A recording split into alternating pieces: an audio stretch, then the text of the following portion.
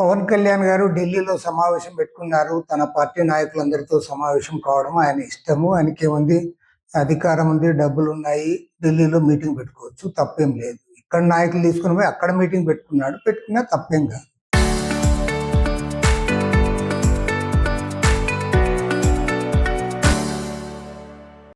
కానీ అక్కడ పోయి ఆయన ఏం మాట్లాడుతున్నాడంటే, ఆయన గురించి ఆయన మాట్లాడుతున్నట్టుంది. దక్షిణాది నాయకులు మేము ప్రభుత్వాన్ని నిలదీస్తాం, మెడలు వంచుతాము, నిలదీస్తామని చెప్పి మాట్లాడతారు. కానీ ఢిల్లీకి వచ్చిన తర్వాత ఏమీ మాట్లాడలేకపోతా ఉన్నారు.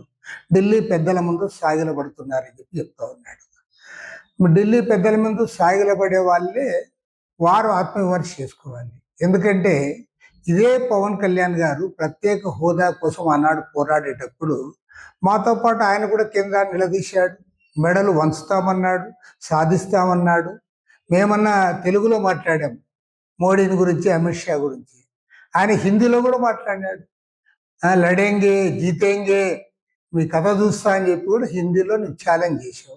మళ్ళీ ఇంగ్లీష్లో కూడా మాట్లాడావు, పాచిపోయిన లడ్డూలు అన్నావు. ఇప్పుడు నీవు పోయి వాళ్ళకి మళ్ళీ ఇప్పుడు శాల్వాలు కప్పి వాళ్ళ దగ్గర సాష్టాంగ ప్రమాణం చేసి వాళ్ళ కాళ్ళకు మొక్కి అందరు అదే పని చేస్తారని చెప్పి చెప్తావు. అందరు అదే పని ఎందుకు చేస్తారు? మేము ఇక్కడైనా ఎదిరిస్తాం, అక్కడైనా ఎదిరిస్తాం, ఢిల్లీలో కూడా మాట్లాడతాం, ఢిల్లీలో కూడా ప్రభుత్వాన్ని నిలదీస్తాం. ఇవాళ కేంద్రంలో అధికారంలో ఉన్న నరేంద్ర మోడీ ప్రభుత్వం ఆంధ్ర రాష్ట్రానికి అన్ని విధాల అన్యాయం చేసింది, తెలంగాణకు అన్యాయం చేసింది. మొత్తం ఇవాళ దక్షిణాది రాష్ట్రాలకి అన్యాయం చేయడానికి వాళ్ళు పూనుకున్నారు. కాబట్టి ఖచ్చితంగా ప్రభుత్వాన్ని నిలదీస్తాం. నీకు చేత కాకపోతే నీవు సరెండర్ అయితే అందరూ సరెండర్ అవుతారని చెప్తావు. అందరు ఎందుకు సరెండర్ అవుతారు? కాబట్టి ఏమంటే పవన్ కళ్యాణ్ గారు నీదేముంటే నీవు చెప్పుకో, కానీ అందరూ సరెండర్ అవుతారు, అందరూ వాళ్ళ కాళ్ళకు వంగి దండం పెడతారు, అందరూ వాళ్ళకి శాల్వాలు కప్పుతారని ఏదైతే చెప్తా ఉన్నావో ఇలాంటి నంగనాచి మాటలు మానుకోమని చెప్తా ఉన్నాను. నీకు చేతనైతే నీకు ఫైట్ చేయి, లేదా నీకు పలుకుబడి ఉంటే వారితో సాధించు. అవి రెండూ చేత కాకపోతే పోరాడే వాళ్ళ గురించి నువ్వు కించపరిచే విధంగా మాట్లాడడం మాత్రం సరైనది కాదు. ఈవెన్ తెలంగాణ అంశం విషయంలో కూడా నువ్వు తెలంగాణలో నువ్వు అసలు సమైక్యతవాది వంటివి, తెలంగాణ వాళ్ళ దిష్టి తగులుతుందని చెప్తుంది. మళ్ళీ పోయి నేను తెలంగాణ అమరవీరుల కోసం నేను వాళ్ళకి నివాళులు అర్పిస్తాను అంటావు. అసలు నీవేం చెప్తున్నావు నీకే తెలియదు. ఒకవైపు వారికి వ్యతిరేకం అంటావు, ఇంకోసారి నివాళులు అర్పిస్తానంటావు, నన్ను మీటింగ్ పెట్టుకొని లేదంటావు.